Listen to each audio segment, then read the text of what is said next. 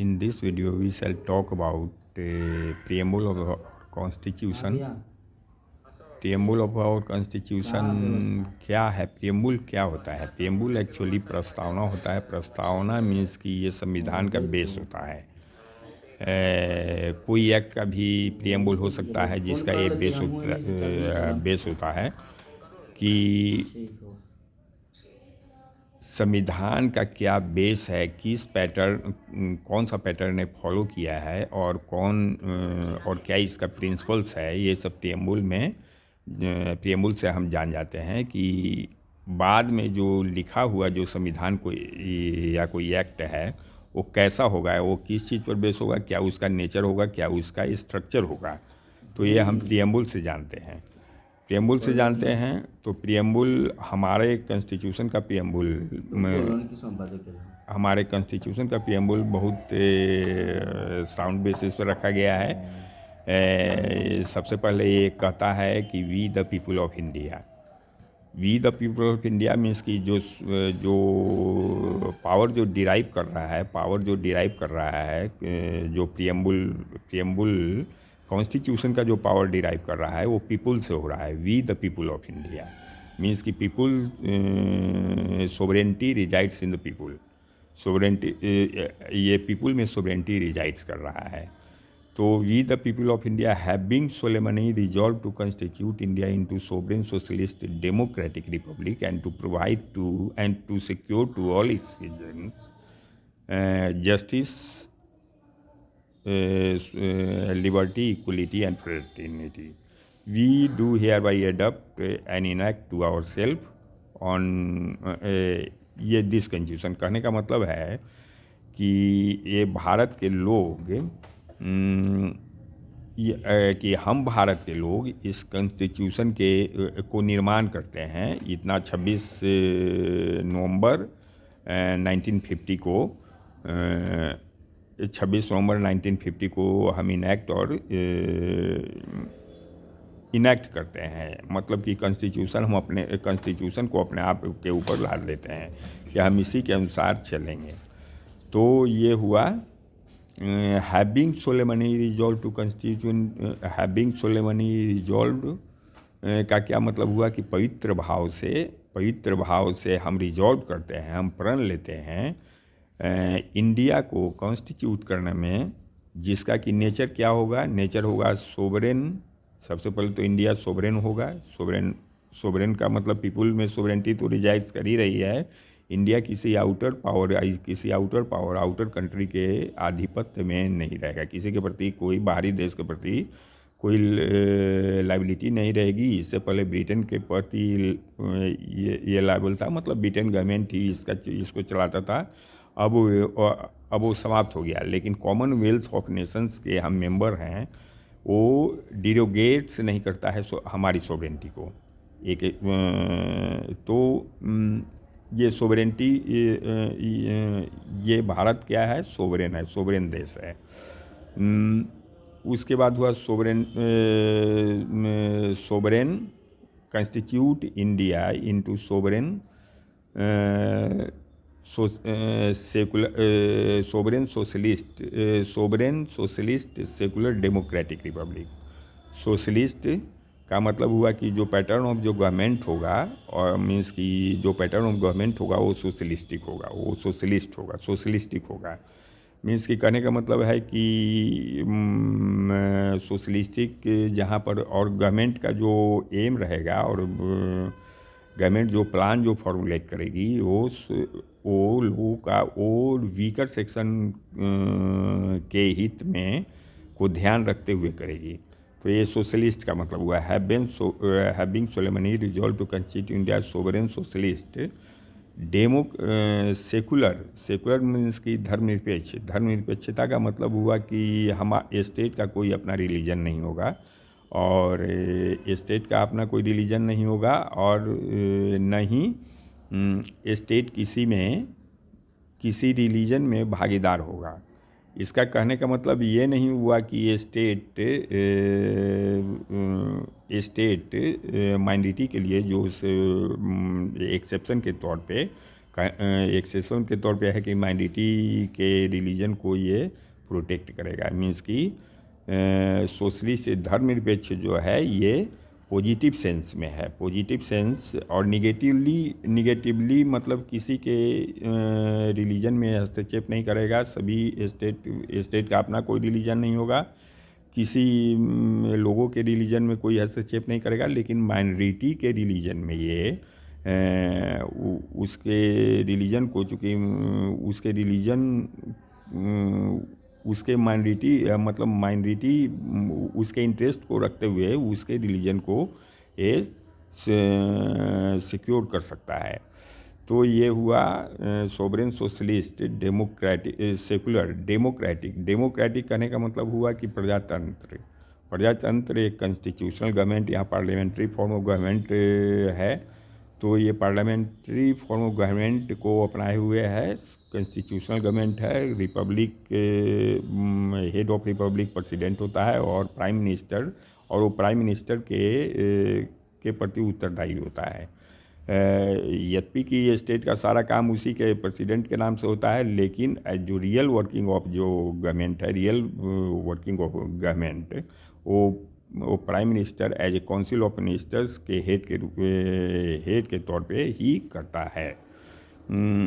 तो ये डेमोक्रेटिक और यहाँ क्या फ्रेंचाइज की यूनिवर्सल फ्रेंचाइज को अपनाया गया। वो एक आदमी एक वोट के तौर पे जो गुप्त रूप से मतदान होता है। तो ये डेमोक्रेटिक पैटर्न ऑफ गवर्नमेंट अपनाया है, मतलब कंस्टिट्यूट किया है इंडिया को एक डेमोक्रेटिक गवर्नमेंट के रूप में। Sovereign secular socialist democratic Republic कहने का मतलब अभी जस्ट क्या है कि रिपब्लिक जिसका कि हेड ऑफ स्टेट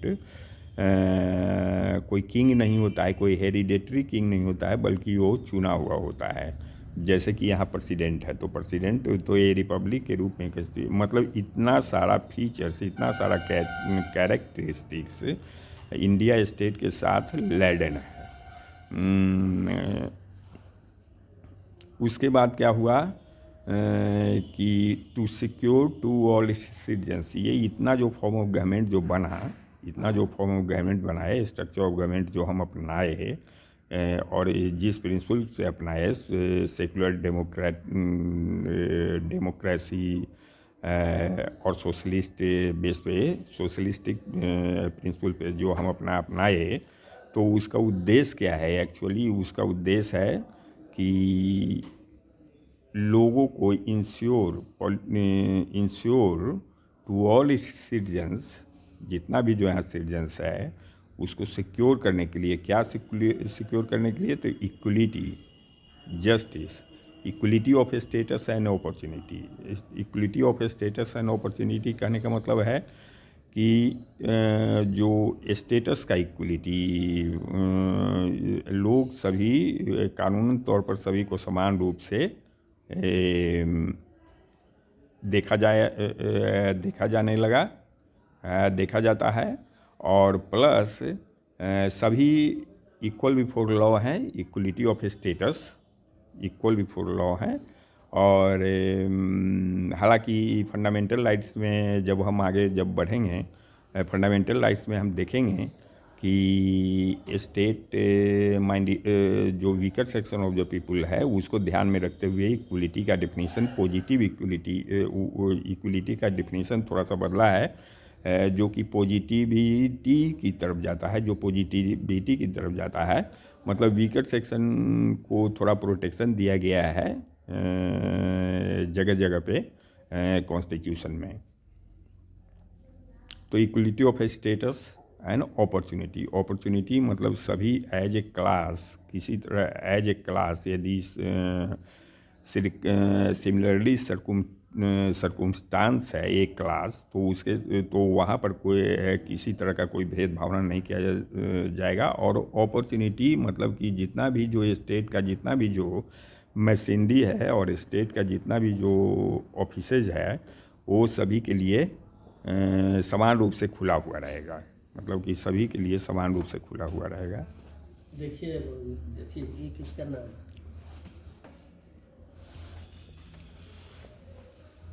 ये है संजय प्री पी कुछ है।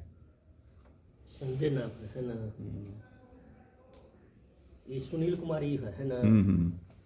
इससे किसी चढ़ाता है, समझ में आता है। तो हम देखेंगे कि उसके बाद है equality of status and opportunity के बाद आता है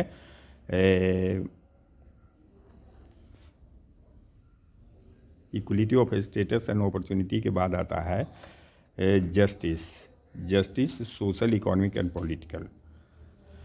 जस्टिस मतलब कि यहाँ के लोगों को जस्टिस प्रदान करने के लिए अभी जो इंडियन जो सोसाइटी है वहाँ पर भास्ट रूप से इनइक्वलिटी पाया जाता है हर एक क्षेत्र में। तो इस पॉइंट ऑफ व्यू इसी को मद्देनज़र रखते हुए justice social economic and political अपनाया गया। पॉलिटिकल इक्वलिटी तो एक कलम के स्ट्रोक से with a stroke of a pen हटा दिया गया और सभी को समान रूप से लॉ के सामने ले आ दिया गया। पॉलिटिकली सभी को यूनिवर्सली इनफ्रेंचाइज कर दिया गया।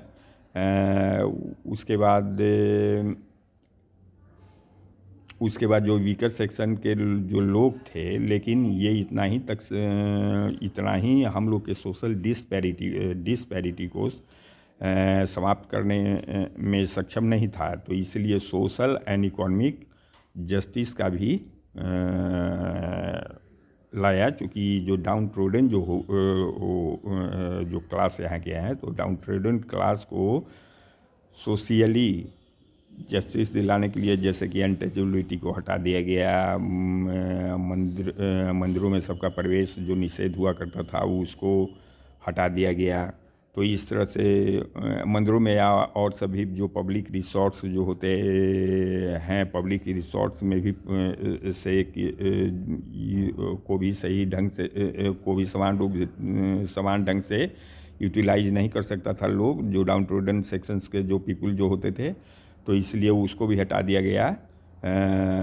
और इकोनॉमिक जस्टिस करने का मतलब है कि सभी रूप समान रूप से जो गैप है पुअर एंड जो अपर एंड जो लोअर क्लास का जो गैप होता है इकोनॉमिक स्टेटस में, उसको समान करने के लिए जो डिस्ट्रीब्यूशन ऑफ मटेरियल रिसोर्सेज जो है और मीन्स ऑफ जो प्रोडक्शन है उसको रिसोर्सेज ऑफ जो प्रोडक्शन है उसमें सभी का भागीदारी हो। इसलिए स्टेट सोशलिज्म चलाया गया जिसमें कि कल कारखाने खोले गए स्टेट के ये पब्लिक अंडरटेकिंग्स के नाम से, और बहुत सारा जो और उसमें जो मटेरियल रिसोर्सेज का जो गैपिंग होता है, मतलब कि प्राइवेट की मिक्स्ड इकोनॉमी अपनाया, लेकिन प्राइवेट क्षेत्र में और प्राइवेट क्षेत्र को का कुछ क्षेत्र में बहुत सारे क्षेत्रों में भागीदारी छोड़ा, लेकिन अपने तरफ से स्टेट इंटरप्रेन्योर के रूप में उभर कर सामने आया, जिससे कि जो जस्टिस हो, जो इकोनॉमिक जस्टिस हो, वो सभी को मिले। उसके बाद है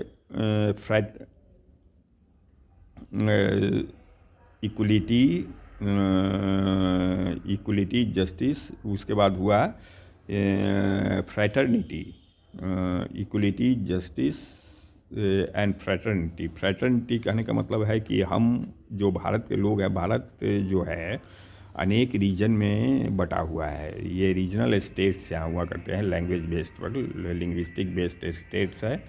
तो सभी को समान रूप से, तो उनको उनमें आपस में सामंजस्य हो, इसलिए हिंदी और इंग्लिश, हिंदी को नेशनल भाषा के रूप में चुना गया, इंग्लिश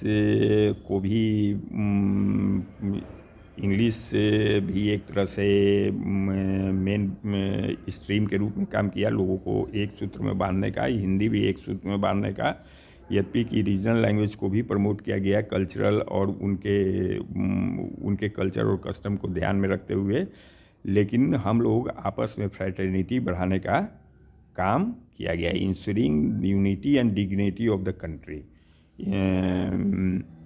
जो यूनिटी होता है, जो यूनिटी मतलब हम भारत के लोग यूनाइट हो जाएं और ये यूनिटी इस तरह का रहे जिससे कि किसी और डिग्निफाइड भी हो जाए, किसी के डिग्निटी को ठेस नहीं पहुँचे। जैसे स्वाभाविक है कि रीजनल लैंग्वेज जो लिंग्विस्टिक जो स्टेट्स होते हैं उनको यदि कोई सप्रेस करना चाहेगा तो स्वाभाविक है कि उनकी डिग्निटी को हार्म पहुँचेगा। इसलिए कोऑपरेटिव जो फेडरलिज्म होता है उसके सिद्धांत को अपनाया गया है।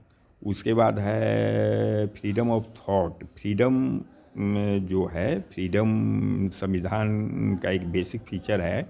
Basic features of the constitution में इसको आता है कि freedom of belief, faith and worship, belief, faith and worship and expression.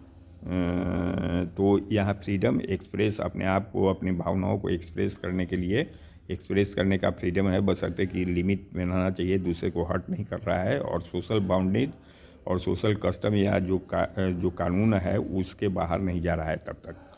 उसके बाद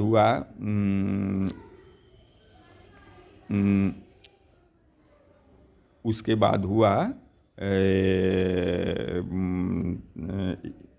ये फ्रीडम ऑफ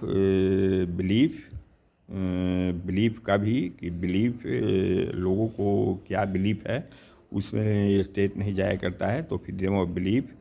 फेथ, कौन फेथ से रिलेट करता है, किस फेथ को मानता है, इसमें इसकी भी छूट है, इसकी भी स्वतंत्रता है। Belief, faith.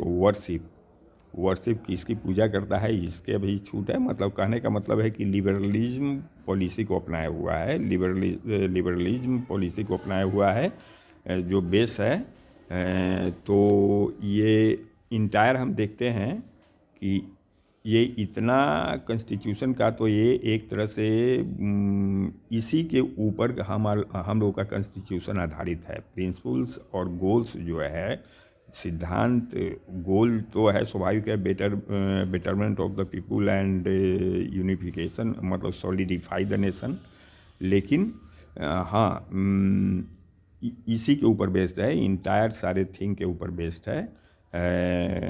गोल्स आगे जब हम देखेंगे कि directive principles of state policy में गोल्स भी बताए गए हैं। तो उसके बाद कहता है कि we do hereby adopt and enact to our self this constitution and 26 November 26 November. मतलब कहने का मतलब है कि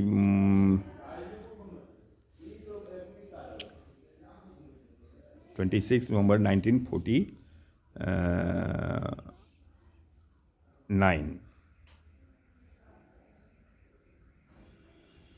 1949 को ये we do hereby adopt and enact to our self this constitution. मतलब हम लोग इतना प्रिंसिपल्स को ध्यान में रखते हुए हम लोग अपने इस कॉन्स्टिट्यूशन को ये अपने के ऊपर लाते हैं, मीन्स कि इसे बनने के लिए प्रण लेते हैं। तो ये हम लोग का ये प्रस्तावना हो गया, प्रियम्बुल हो गया। प्रियम्बुल हम basic features of the constitution में आता है। ये पार्ट है, जैसा ये पार्ट है, जैसा कि केशवानंद भारती केस में कहा गया है कि ये part and parcel of the constitution एक तरह से बेसिक पार्ट है। ये प्रियम्बुल्स और ये प्रियम्बुल कॉन्स्टिट्यूशन का बेसिक पार्ट है। ये केशवानंद भारती केस से उभर कर सामने आया है। उसके बाद हुआ कि ये प्रियम्बुल,